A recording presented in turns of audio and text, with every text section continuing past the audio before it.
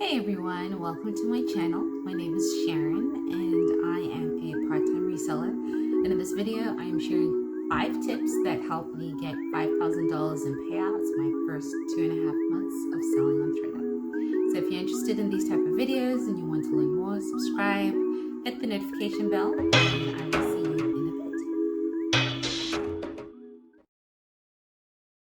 bit. So the first tip that I have is don't overthink it.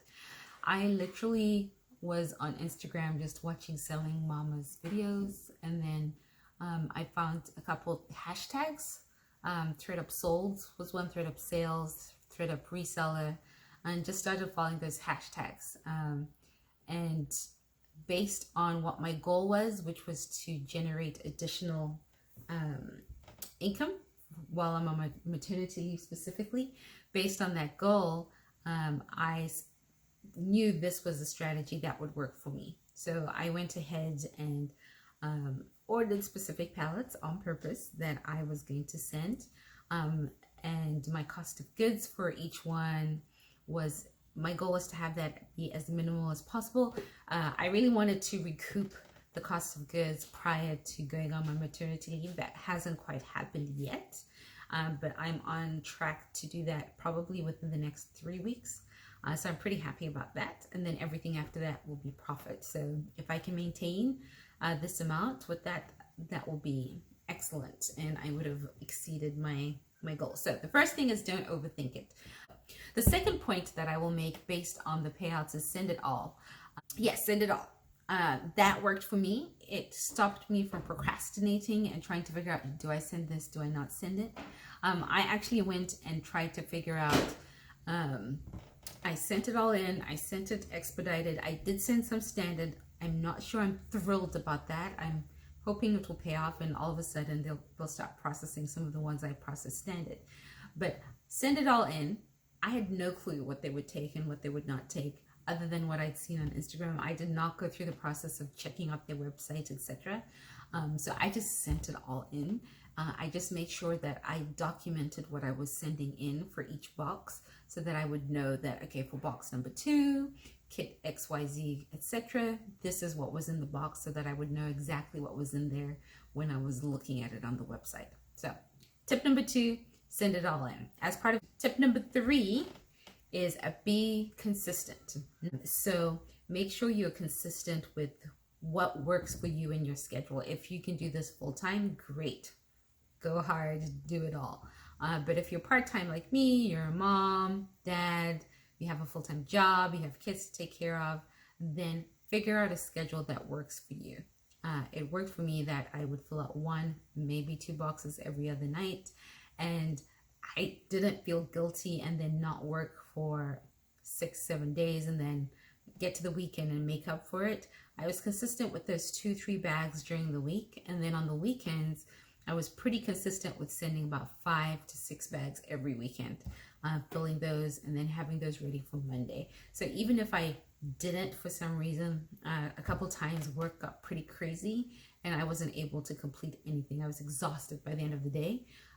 So I wasn't able to do any new boxes. That was fine because I knew over the weekend I would also consistently complete 5 to 6 boxes to make up for any lag that I had through the week. So be consistent with what you're sending in and in terms of sending something in. Number four is pay attention to your kits. So the mistake I made at the beginning is I didn't quite pay attention to my kit. Yes, I knew what was in there. And I would look at it and say, oh, look, yes, there's Nike, great. I mapped it to make sure what was there was there. I haven't gone through the reject process yet to confirm that what they've sent me back is what was rejected, but I did at the beginning go through and make sure that what they accepted was the correct brands or what was listed there. Every once in a while, I came across an assorted brand, and depending on what it was, I either sent an email to customer service saying, hey, this brand was actually this versus this. That happened with the Michael Kors. They had it as a Michael Kors, which is very different from the Michael Kors collection in terms of pricing. And so we're talking hundreds of dollars in difference in terms of the retail price. So that warranted me sending them an email and asking them to adjust that. which Thredup customer service by far is amazing. Love it. So far, my experience with them has been top notch. Anytime I've sent an email, it usually takes 2 or 3 days for them to respond. But if you chat with them, they almost can fix it right there while they're chatting with you, unless they have to get a manager or somebody else involved. So it's pretty spot on. I recommend the chat. And one of the ways you do that is by documenting what you're sending, and then when they send it in, pay attention to what they have listed, because sometimes they make mistakes. It's people, so we all make mistakes. Number 5, and this one I think is the most important one, is max out your prices. So whenever they have processed your kit, you'll get an email sometimes, most times, that says, hey, your kit has been processed, and you can go and view the prices before the bidding begins. Go and view the prices before the bidding begins, because for a couple items, I'll get that email that says, hey, we processed your kits and you can make $89. I'm like, $89? I did not do all that work for $89. But when I go in and make an adjustment, I'm at $300, $400, $500. So depending on what I've sent in, will determine the value that they initially accept. So I think my best one so far in terms of that processed email has been like almost $2,000. Those make me happy. And I can go in and make adjustments to that to be even better. But I've gotten some that are like $59, $69, and I'll go in and I'll make adjustments to those. My goal for every kit was to have a minimum of $300, $400 once I've updated the prices. So if it can be a minimum of $300, $400, that covers my $10.99 return plus my expedited cost, as well as make sure that I'm getting the most profit that I possibly can. And even if updating it only gives me $2 or $1 when I max those prices out, that's okay, as long as I'm maxing those prices out.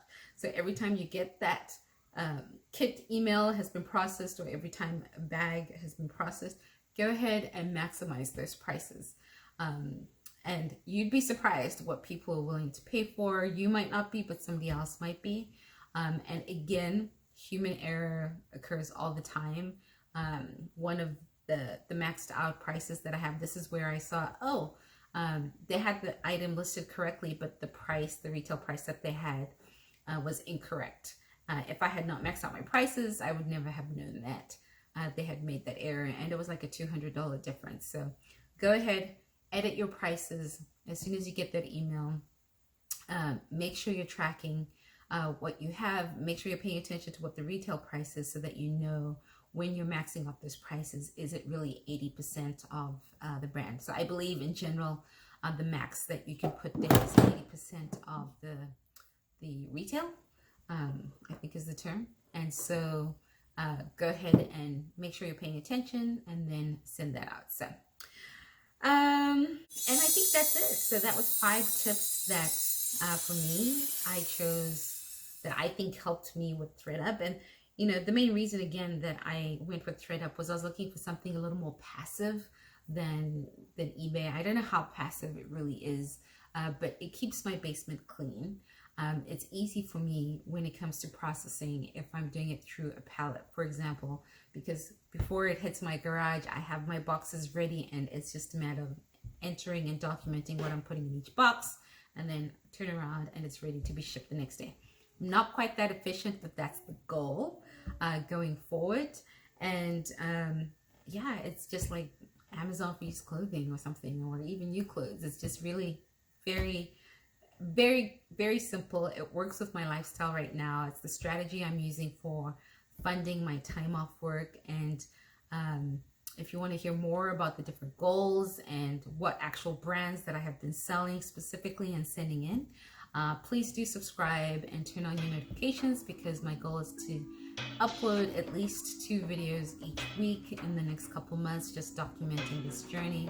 I really am excited and looking forward to see how far I can take this, and I think anybody can do it, especially if you have been doing any kind of reselling in the past. I think this is just the icing on top of the cake of what you're already doing. So if anybody has any questions, drop me a comment below, send me an email, whatever. I am more than willing to answer any of your questions. And thank you everyone for watching my videos, and I